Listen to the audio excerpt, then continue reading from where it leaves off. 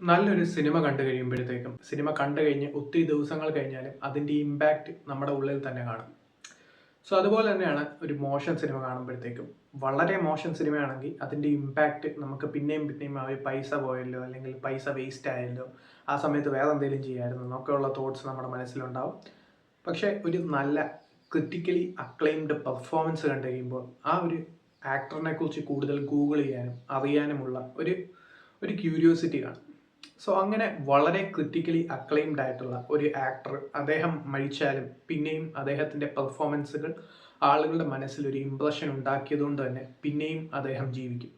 അങ്ങനെയുള്ള വളരെ critically acclaimed ആയിട്ടുള്ള വേഴ്സറ്റൈൽ ആയിട്ടുള്ള ഒരു ഗംഭീര ആക്ടറാണ് റോബിൻ വില്യംസ് എന്ന് പറയുന്ന ആക്ടർ. അദ്ദേഹത്തിൻ്റെ ലൈഫ് തന്നെ ഒരു ഇൻസ്പിറേഷണലാണ്. കാരണം അദ്ദേഹത്തിൻ്റെ ആ ഒരു സിനിമാ ജീവിതം അല്ലെങ്കിൽ ആ ഒരു സ്ട്രഗിൾ സ്റ്റാർട്ട് ചെയ്യുന്നത് മിഡ് 1970s-ലാണ്. 1975-76 അദ്ദേഹത്തിൻ്റെ സ്കൂളിങ്ങും കാര്യങ്ങളൊക്കെ കഴിയുന്നത്. സ്കൂളിങ്ങും കാര്യങ്ങളും ഒക്കെ കഴിഞ്ഞ് 1975 കഴിഞ്ഞാണ് അദ്ദേഹം ഒരു സ്റ്റാൻഡപ്പ് കൊമേഡിയനായിട്ട് കാലിഫോർണിയയിലും ലോസ് ഏഞ്ചൽസിലും ഒക്കെ പ്രാക്ടീസ് ചെയ്ത് അല്ലെങ്കിൽ സ്ട്രഗിൾ ചെയ്ത് തുടങ്ങുന്നത്. സോ അങ്ങനെയുള്ള അദ്ദേഹത്തിൻ്റെ ആ ഒരു ജീവിതം 1951-ലായിരുന്നു അദ്ദേഹത്തിൻ്റെ ജനനം, ചിക്കാഗോയിലായിരുന്നു. സോ ലോസ് ഏഞ്ചൽസിലൊക്കെയാണ് അദ്ദേഹം കൂടുതലും ഒരു സ്ട്രഗ്ലിംഗ് പീരീഡ് ഒക്കെ നടന്നത്. പിന്നെ അങ്ങോട്ട് അദ്ദേഹത്തിൻ്റെ ആ ഒരു ബ്രേക്ക് ത്രൂ കിട്ടുന്നത് പോപ്പൈ എന്ന് പറയുന്ന 1980 ഇറങ്ങിയ ഒരു മൂവിയാണ്. പിന്നെ അങ്ങോട്ട് തിരിഞ്ഞു നോക്കേണ്ട വന്നിട്ടില്ല.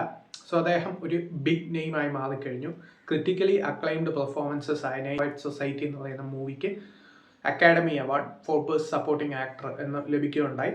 സോ പിന്നെ അങ്ങോട്ട് ഗുഡ് വിൽ ഹണ്ടിങ്, അവൈക്കനിങ്സ്, അങ്ങനെ പല പല ഗംഭീര മൂവീസ്. കോമഡി മൂവി ആണെങ്കിൽ മിറ്റ്സ് ഡൗട്ട് ഫെയർ കണ്ടവരാരും മറക്കാൻ സാധ്യതയില്ല. കാരണം എന്താണെന്ന് വെച്ചാൽ അതിലുള്ള ആ ഒരു ക്യാരക്ടർ, അത് ശരിക്കും ഒരു ബുക്കാണ്, അതിനെ ബേസ് ചെയ്തുള്ള ഒരു മൂവിയാണ്. ആ ഒരു ക്യാരക്ടർ ചെയ്യുന്നത് കാരണം എന്താണെന്ന് വെച്ചാൽ അതൊരു മെയ്ഡിൻ്റെ ക്യാരക്ടറായിട്ട് വേഷം മാറി വരുന്നത്. ഇപ്പോൾ ഔവേഷൻ മൂവിയൊക്കെ കാണുന്ന പോലെ തന്നെ അതിന് മുമ്പ് ഇറങ്ങിയ ഒരു കൈൻഡ് ഓഫ് മൂവിയാണ്. സോ അതിൽ അദ്ദേഹത്തിൻ്റെ പെർഫോമൻസ്, അതിലെ കോമഡിയും കാര്യങ്ങളൊക്കെ കണ്ടവരാരും മറക്കാൻ സാധ്യതയില്ല. പിന്നെ അങ്ങോട്ട് പറയുകയാണെങ്കിൽ ജുമാൻജി ആണെങ്കിലും അങ്ങനെ പല പല രീതിയിലുള്ള വേഴ്സറ്റൈൽ പെർഫോമൻസസ്, അലാദിൻ ആണെങ്കിലും അങ്ങനെ പല പല ഗംഭീര സിനിമകളുണ്ട്. 1977-78 തുടങ്ങി പിന്നെ അങ്ങോട്ട് 2014 വരെ നീണ്ടു നിൽക്കുന്ന കരിയറായിരുന്നു അദ്ദേഹത്തിൻ്റെത്. നമ്മളെ ചിരിപ്പിച്ച ഒത്തിരി റോൾ, നമ്മളെ കരയിപ്പിച്ച ഒത്തിരി റോൾ, നമ്മളെ ചിന്തിപ്പിച്ച ഒത്തിരി റോൾ, അങ്ങനെ പല പല റോളുകൾ കൊണ്ട് സമ്പന്നമായിരുന്നു അദ്ദേഹത്തിൻ്റെ ആ ഒരു ഫിലിം കരിയർ. അദ്ദേഹത്തിൻ്റെ പേഴ്സണൽ ലൈഫിലോട്ട് വരികയാണെങ്കിൽ 2014-ലാണ് ആ ഞെട്ടിക്കുന്ന ആ ഒരു ന്യൂസ് നമ്മൾ അറിയുന്നത്. കാരണം അദ്ദേഹത്തിൻ്റെ ആ ഒരു മരണം, അത് ഞാൻ സ്കൂളിൽ പഠിക്കുന്ന ആ ഒരു സമയത്തായിരുന്നു, 9ലും 10ലൊക്കെ പഠിക്കുമ്പോഴായിരുന്നു. ആ ഒരു 9ാം ക്ലാസ് വെച്ചായിരുന്നു അദ്ദേഹത്തിൻ്റെ മരണമൊക്കെ സംഭവിച്ചത്. സോ വലിയൊരു ഷോക്കിംഗ് ന്യൂസ് ആയിരുന്നു. കാരണം അദ്ദേഹത്തിൻ്റെ മരണം ഒരു സൂയിസൈഡ് ആയിരുന്നു.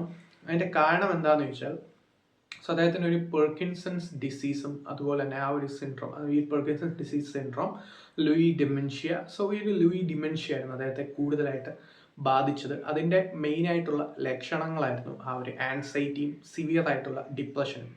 മരണം നടക്കുന്നതിന് ഒരു കുറേ ദിവസങ്ങൾക്ക് മുന്നേ അദ്ദേഹത്തെ പല പരിപാടികൾക്കും, ഫെഡറേഷൻ പ്രോഗ്രാംസിനും യൂത്ത് പ്രോഗ്രാംസിനും ഒക്കെ തന്നെ ആ ഒരു പരിപാടികൾക്ക് അദ്ദേഹത്തെ ക്ഷണിച്ചിരുന്നു. പക്ഷെ അദ്ദേഹത്തിന് വരാമെന്ന് പറഞ്ഞിട്ട് പിന്നെ അവസാനം പോകാൻ സാധിച്ചിരുന്നില്ല. കാരണം അദ്ദേഹം ആ ഒരു മെൻ്റൽ സ്റ്റേറ്റിലായിരുന്നു, ഒരു സിവിയർ ഡിപ്രഷൻ്റെ ആ ഒരു രീതിയിലുള്ള മെൻ്റൽ സ്റ്റേറ്റിൽ കൂടി കടന്നു പോവുകയായിരുന്നു. അതുകൊണ്ട് തന്നെയാണ് അദ്ദേഹത്തിന് അതുപോലത്തെ പരിപാടികൾക്കൊന്നും അറ്റൻഡ് ചെയ്യാൻ പറ്റാതിരുന്നത്.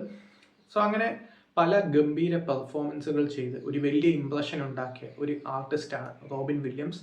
മരണത്തിന് ശേഷം ഒരു ഒഫീഷ്യലായിട്ടൊരു സ്റ്റേറ്റ്മെൻറ്റ് അതൊക്കെ ഉണ്ടായി. അതായത് Robin Williams came as an alien in everyone's life. അതായത് ഒരു സ്ട്രേഞ്ചറിനെ പോലെ അല്ലെങ്കിൽ ഒരു ഏലിയനെ പോലെയാണ് അദ്ദേഹം വന്നത് എല്ലാവരുടെയും ലൈഫിൽ. പിന്നെ അങ്ങോട്ട് he touched every human spirits. നമ്മുടെ ജീവിതത്തിലോട്ട് ഒരു ഏലിയനെ പോലെ വന്ന് പിന്നെ അങ്ങോട്ട് നമ്മളുടെ ഹ്യൂമൻ മൈൻഡ്സിനെ എല്ലാം തന്നെ ടച്ച് ചെയ്ത ഒരു ഗംഭീര ആർട്ടിസ്റ്റ് ആയിരുന്നു, അല്ലെങ്കിൽ ഒരു ഗംഭീര പേഴ്സൺ ആയിരുന്നു. സോ അതുകൊണ്ട് തന്നെ അദ്ദേഹത്തിന് മരണമില്ല. അദ്ദേഹത്തിൻ്റെ പെർഫോമൻസിൽ കൂടിയും ആക്ടിങ് ക്യാപ്പബിലിറ്റീസിൽ കൂടിയും അദ്ദേഹം പിന്നെയും ജീവിക്കും. അതായിരുന്നു റോബിൻ വില്യംസ്. 2014 ശേഷം അദ്ദേഹത്തിൻ്റെ മരണശേഷം 63 വയസ്സായിരുന്നു അദ്ദേഹം മരിക്കുമ്പോഴത്തേക്കും. സോ അതിനുശേഷം 4 കൊല്ലം കഴിഞ്ഞ് 2018-ലാണ് അദ്ദേഹത്തിൻ്റെ ഒരു ഡോക്യുമെൻ്ററി ഇറങ്ങിയത്. Robin Williams comes inside me എന്ന് പറയുന്ന ഒരു ഡോക്യുമെൻ്ററി ആയിരുന്നു. അതാണ് റോബിൻ വില്യംസിനെ കുറിച്ച് പറയാനുള്ളത്. കാരണം ഇങ്ങനെയുള്ള ആർട്ടിസ്റ്റുകൾക്ക് മരണമില്ല. ഇങ്ങനെയുള്ള ഡീപ്പ് ഇംപ്രഷൻസ് ക്രിയേറ്റ് ചെയ്ത ഒരു ആക്ടറാണ് റോബിൻ വില്യംസ്. അതുകൊണ്ട് അദ്ദേഹത്തിൻ്റെ പെർഫോമൻസിൽ കൂടി അദ്ദേഹം പിന്നെയും ജീവിക്കും.